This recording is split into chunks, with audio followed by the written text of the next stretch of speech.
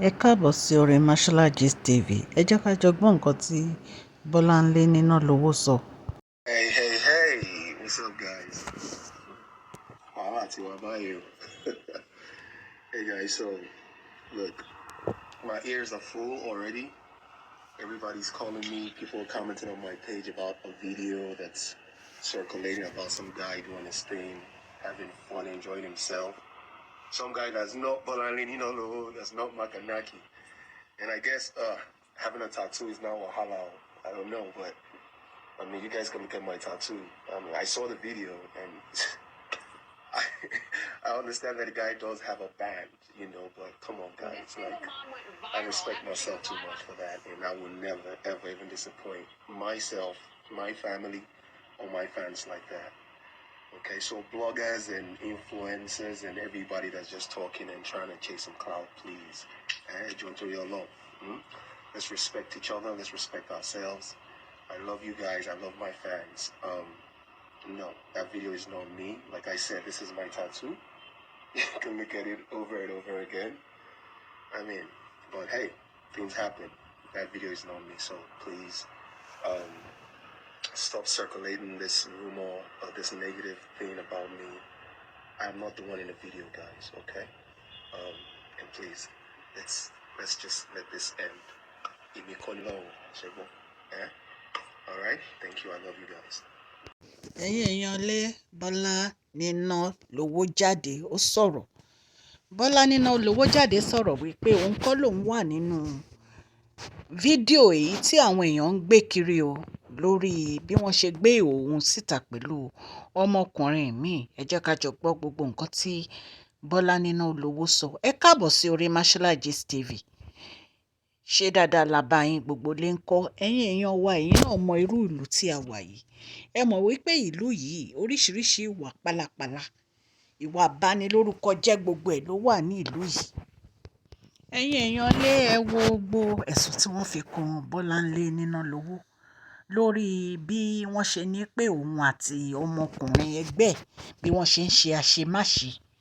Ẹ̀yin èèyàn lé káàtì ẹ̀ tó sọnù ta ní Bolanle Ninalowo.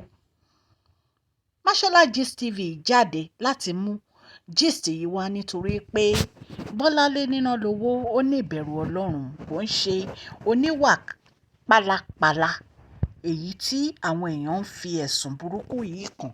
Ẹ mọ̀ pé àwọn ọ̀tá ni wọ́n ṣe iṣẹ́ yìí. Ọkùnrin yìí tí wọ́n ń sọ yìí ó ya tàtú sápá rẹ̀, ṣùgbọ́n kì í ṣe irú tàtú tí ó wà ní apá Bolanle Ninalowo ni arákùnrin yìí yà sí apá. Lóòótọ́ wọ́n lè jọra. Èèyàn méjì méjì ni Ọlọ́run máa ń dá sílé ayé yìí, ṣùgbọ́n kì í ṣe Bolanle Ninalowo là ń wò nínú àwòrán yìí. Ẹ̀yin ará ilé, ìbanilórúkọ jẹ́ ni ọ̀rọ̀ yìí fẹ́ jẹ́. Bẹ́ẹ̀ ni àwọn èèyàn ò bá gbọ́ mọ́ o, wọ́n ní Bolanle Ninalowo ló wà ní ìhòòhò fídíò yìí wípé àwọn ò mọ̀ bóyá ó ń ṣe nǹkan tí ò yẹ kó ṣe ni àbí kò ṣe nǹkan tí ò yẹ kó ṣe. Wọ́n kàn bẹ̀rẹ̀ sí gbé ọ̀rọ̀ Bolanle Ninalowo kiri ni pé òun ló wà nínú fídíò èyí tó jẹ́ pé wọ́n ń gbé kiri pé ó ń bá ọkùnrin ẹgbẹ́ ṣe ìṣekúṣe. Èyí ló wá mú kí gbogbo àwọn tí ò rí fídíò náà tẹ́lẹ̀ kó máa gbìyànjú láti fẹ́ rí o, tí wọ́n ń pariwo kiri pé Bolanle Ninalowo ń bọ́kùnrin ṣìṣekúṣe sí orí social media àti gbogbo ẹ̀rọ èyí tí gbogbo wa rí. Bẹ́ẹ̀ dẹ̀ ni kò pẹ́ rárá ni gbogbo àwọn ọmọ Nàìjíríà bẹ̀rẹ̀ sí bú òṣèré yìí pé kí ló ń wá nídìí rádaràda àti ohun ìbàjẹ́ tó jẹ́ pé ọkùnrin ló tún kù láti máa bá ṣe ìṣekúṣe. Nítorí ọkùnrin méjì ni wọ́n ń dán ìranù wò ní inú fídíò náà.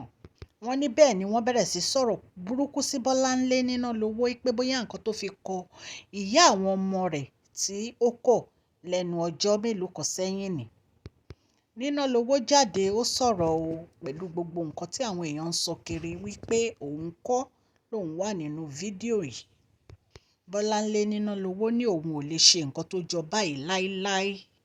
Ó ní ó ṣeé ṣe kí ó jẹ́ pé àwòrán tó ń yà sápá ó lè fẹ́ jọ tẹni náà o. Ó ní ṣùgbọ́n kì í ṣe òun lòun wà nínú fídíò náà.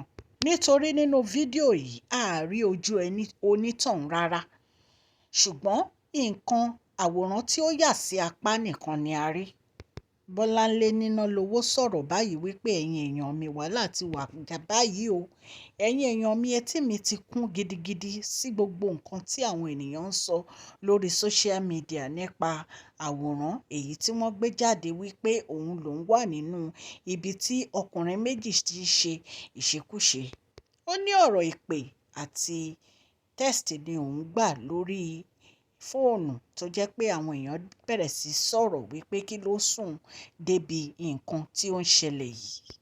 Ó ní kì í ṣe òun makanaki, òun kọ́ lòun wà nínú fídíò yìí.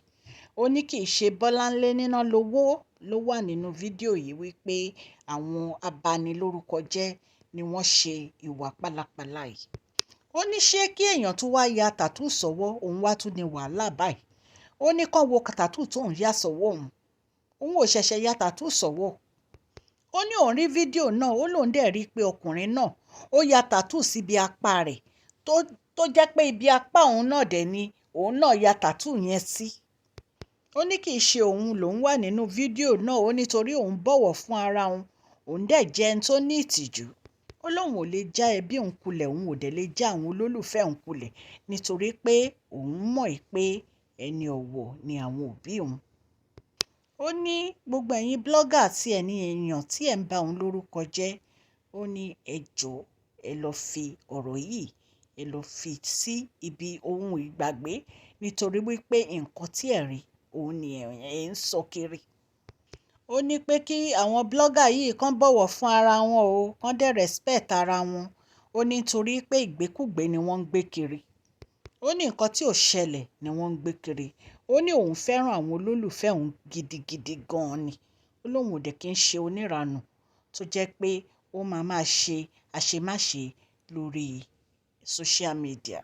Ó ní fídíò yẹn kì í ṣe tòun. Ó ní tàtú tó dẹ̀ wà ní apá òun kò papọ̀ mọ́ ti ẹni tán rí lórí fíìmù náà.